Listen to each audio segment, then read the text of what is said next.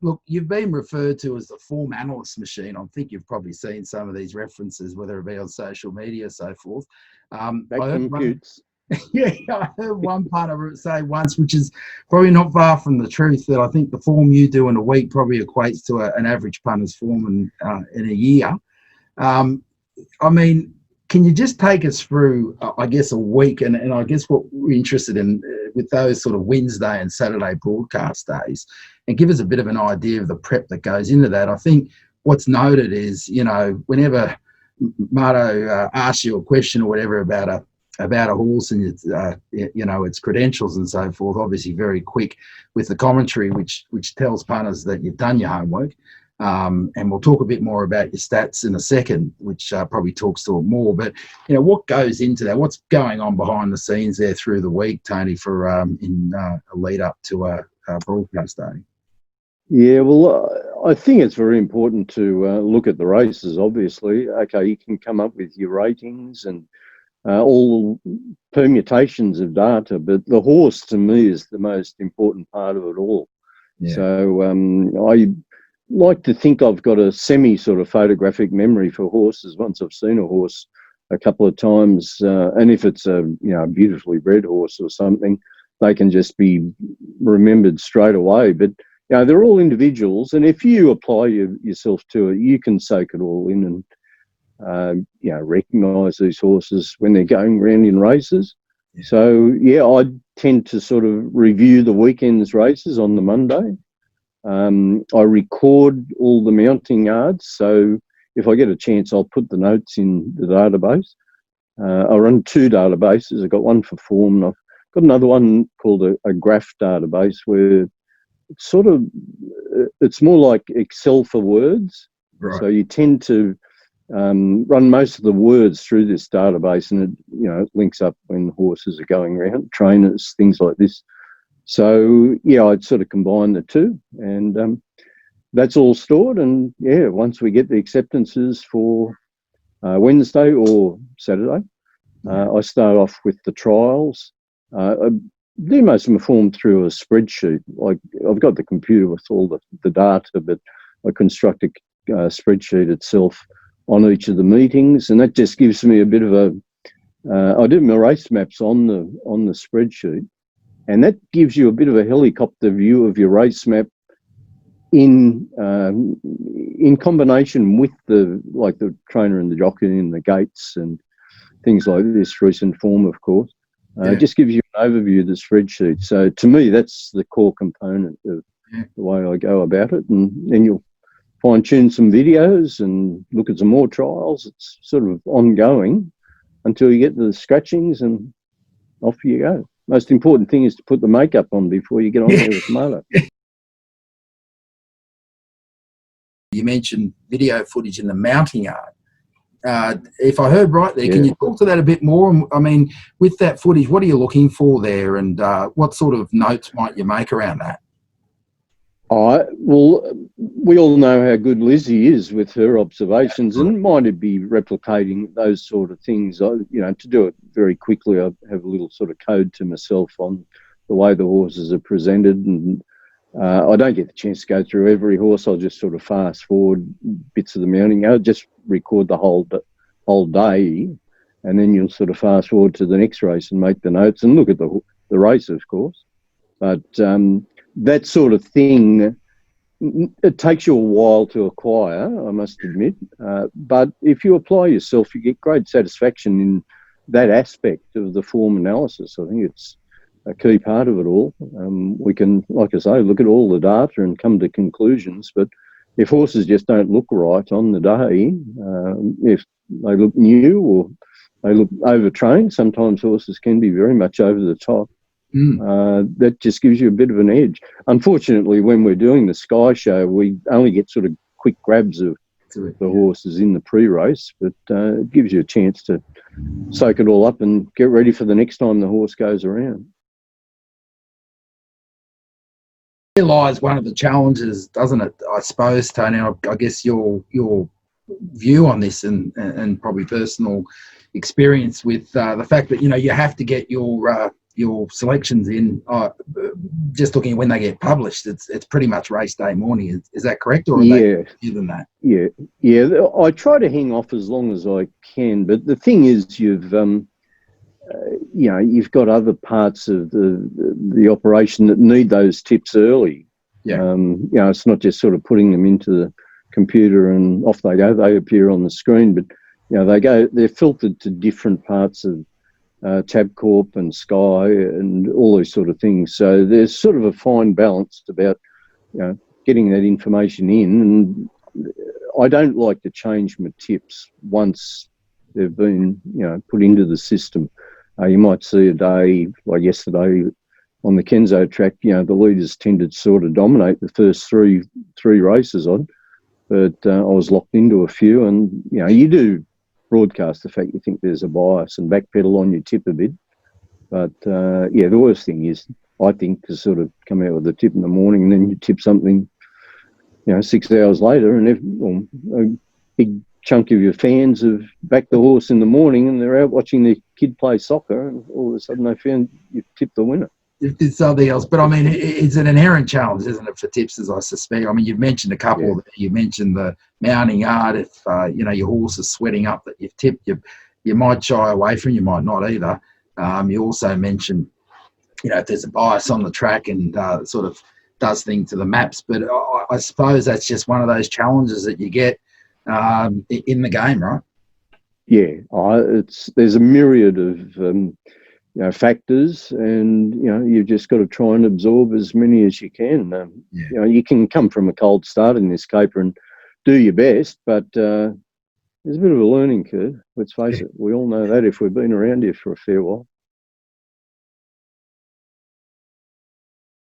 It's obviously studio based, Tony. Are you ever at the track, or are you rarely at the track? No, I haven't been to the track for a couple of years now because Marto and I are handcuffed to the desk. Yeah, sure. So with the metro meetings around the country, Marto's there 4 days a week. At least I only have to get there twice. But we've just been locked into the studio situation for a couple of years. I do enjoy it, but the old get out to the track situation, not for a while. Right, there we go. Is that a yearning you have there at all, or are you happy to be tucked away in the studio with your screens and information in front of you? As long as I'm tipping winners and backing winners, I'm happy in the studio. It doesn't matter where I am. But there's a certain vibe about the track, and one thing I absolutely love was going to the trials. It's a fantastic service on Sky Central these days with those live trials. Yeah. And I do try and sort of replicate it by sitting there and watching everything going on. But to be out there live in years gone by with some of the great touts, old Mo Hartney, he was the doyen of the clockers at Warwick Farm, and Jack Ingham and Johnny Hawkes. We all used to sit up the back of the grandstand there. But it was a bit like fishing. You just sort of sit there for 20 minutes, chew the fat. Yep. All of a sudden, a trial goes on, and you mark down a few nice trialers and have a chat for another 10 minutes. So, in a way, it was a great chance to throttle back and not be under pressure. Where come race day, it's an entirely different situation. Track stats. Now, it was interesting. One of your best stats is actually at Caulfield. We've just had the Caulfield Carnival sort of complete, and you've got a lifetime pot there. And it's interesting because we take starting prices, and I think it's been well published now that they are probably a very conservative measure, given that fixed odds bucks you can often do much better. But so you've got 7% career pot from, I don't have the number of tips, but let's just say it's a lot since 2009. I mean, that in anyone's books. And probably have to also point out what you mentioned there, Tony, not having the luxury of, what all punters do, changing the view. So all that in considered, I mean, certainly an outstanding stat. Caulfield, does that surprise you, or does that reaffirm a view you've always had about your strengths and weaknesses? All I can say is that it's absolutely random. I've got no idea. I wouldn't have a clue why it's occurred, but there must be something there. the thing with Caulfield, most times, I think, just sort of pulling an idea out of my hat, is that the field sizes are quite healthy a lot of the time, and maybe I'm just sort of plucking things at a reasonable price that keeps that pot getting the value at a reasonable size. But I'm always tending to look forward. That Sky actually did analysis for a period of time there on all the tipsters, and the poor person doing it just had to throw their arms up after a month and saying, look, I have to go back to my other duties. There's just too much work involved here. You guys are probably in a much better position, but maybe that person works for you these days. I wouldn't have a clue. But I just can't explain it. It's a mystery of the paper. And if I didn't give you that stat and ask, what is your favourite track, or what track do you say, geez, job's a little bit easier here, what would that be? I'd say Canterbury's about my favourite track for plotting where horses are going to be. It tends to run pretty true there for your race maps. And Randwick's just an all-time favourite. I think it's the fairest track there is. All right, forgetting possible bias and things like that, but just the structure of the track, the way it's been designed, it's the fairest track in the world, really. And I do like the fact that it's got turns. I'm pretty sure you wouldn't have too much of a stat there for me at Flemington, because they can be very difficult races to plot how they're going to be run, down the straight, but also because it's got such a long home straight. I think there is a tendency to sort of hold up for a good period of time, and then it, sort of foot on the gas, maybe 50 metres after they straighten. So that sort of sit and sprint nature can lend itself to, aberrations in form. It's not as true or pure as, say perhaps Randwick, where around that turn they can sort of have the foot on the accelerator from the outset. Well, another little snippet for mine at Flemington is don't go looking for inside runs. Like, if you've drawn the inside at Flemington, you can have a horrendous time trying to get up there along the fence, provided the track's playing true. Again, it might lend itself to that theory with the big rolling turn before they straighten. But, you don't see too many of them creep up along the inside of Flemington. No. I mean, obviously, the Valley's coming up, and this weekend. And I mentioned that obviously because Cox Plate Day is probably the pick of the race meets this weekend. I mean, people often talk about the Valley. A lot of punters that we hear, at least, it's not their favourite track for various reasons, being a circular track and so forth. What's your view on the Valley, Tony? I think it's a fantastic track. It's you very rarely see.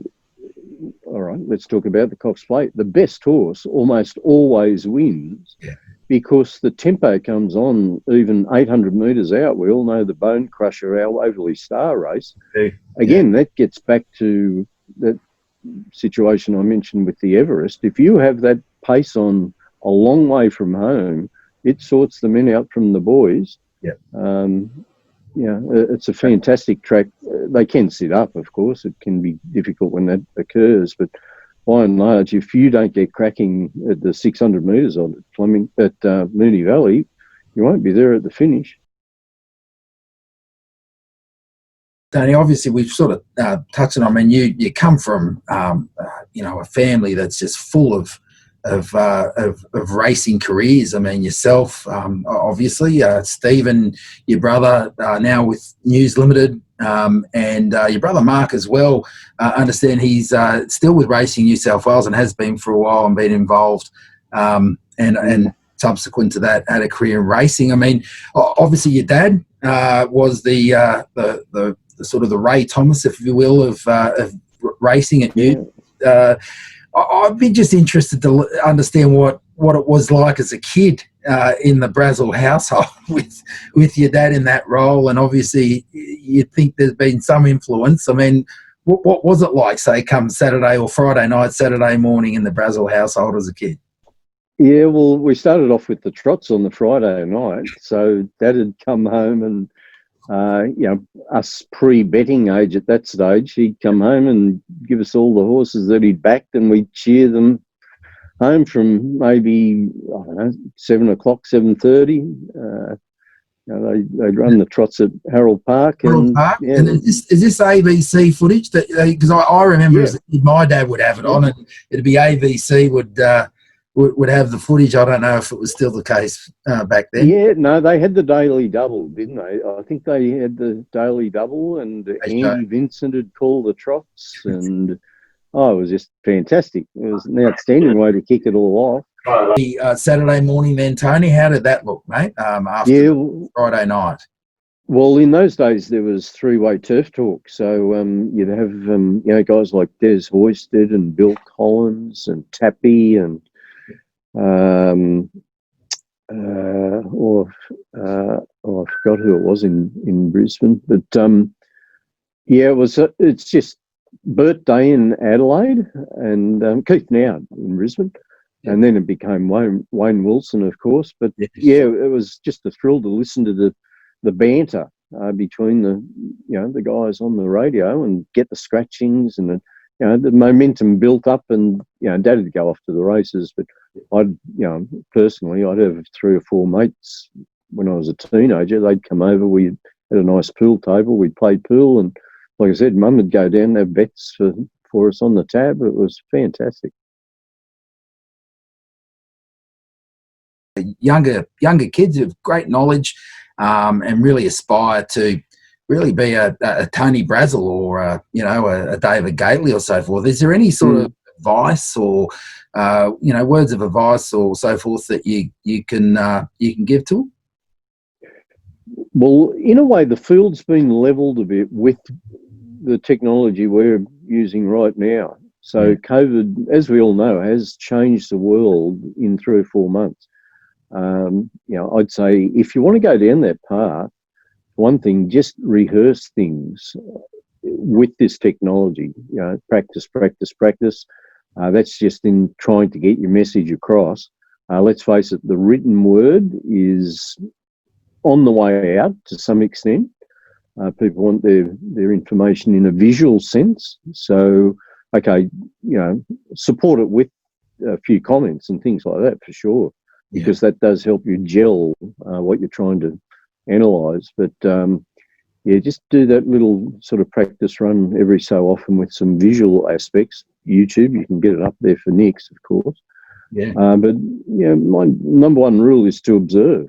Just be perceptive and look at the horses. I think that's one of the key components. You just look at the horses and try and individualise the horses, give them some character, and watch what they get up to in a race. They've got a body language in a race, a horse, not just pre-race. It's through the race. If you look closely, you can see how they carry their head. Different sort of types of situations horses can be claustrophobic. Look for the gear changes, of course. The blinkers can be a real trump. But all I'd say from a kick-off is keep looking at things. Just keep looking at things from your own perspective rather than sort of cop some mumbo jumbo from a bloke like me. Tony, racehorses now, we've got our modern day heroes. They've been well documented. Your career spans pre-2000, post-2000. Just wonder if you could talk to one or two or whatever, stands out in your mind in terms of your favourite racehorses, and probably give us a few views as to why. Kingston Town will always be the best horse. I'm sure. I don't think you'll see a better horse than him, because he could sprint a few times in a race. He made 3 sprints when he won a Sydney Cup. And that was as a 3-year-old. But he could win an Expressway Stakes first up with just an amazing sprint. You had to see it to believe it. And then almost got away with the Melbourne Cup. So to me, they're the sort of superior horses okay, horses can specialise over certain distances. And okay, Winx does come to mind. I won't denigrate her because she was just so wonderful. But she was in a certain zone where she contested races and she just kept winning. She was fantastic in that sense. But Kingston Town could win at 1,200 metres and get right up to 3,200 metres and almost get away with the Melbourne Cup. And my second favourite horse was Saintly, who was the same type of horse. He also did win the Expressway Stakes. I was on him after a couple of year trials, and I tell you what, he was about 7th at the 100 metres. And you thought, oh, this is in all sorts of trouble. And in about 3 strides, Larry Cassidy got him out into the clear, and I can't remember what the margin was, but it was absolutely breathtaking. And yet he did win a Melbourne Cup. So they're the special horses for me. But times are different. Like, you know, the whole industry's changed where, okay, we've got these colts that win the 2- and 3-year-old races. You only see them for maybe 8 starts or so. Yeah. And, you know, in a way, that's one reason why Winx was able to do what she did, because a lot of those colts were ferried off to stud. Yeah. You know, rewind 20, 30 years ago, well, they would have still been racing. So it's just been a bit of a tipping point. The commercial aspects of breeding was nowhere near as powerful as what we had 20, 30 years ago.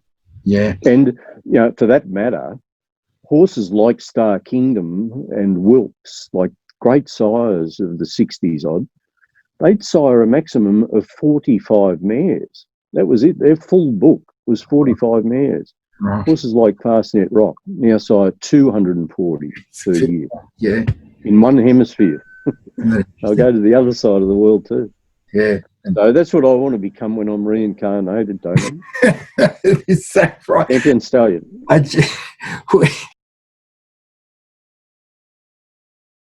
If there's one thing we could change in Australian racing, well, there's probably a lot we think we could change. It's obviously going great, but I mean, if there was one thing you could change, what might that be? Well, in an admin sense, you know, most people would say, okay, we would desire a governing body. You know, there's pluses and minuses for various jurisdictions around the country, but I keep coming back to when you're punting and you're doing the form, you just want a fast run race because you know that form will stack up. There's a stack of other things, little things that don't really come to mind, but yeah, I think we're in a pretty good state. The best thing is we've come through this COVID situation, you know, in a vastly better sense than any other jurisdiction in the world.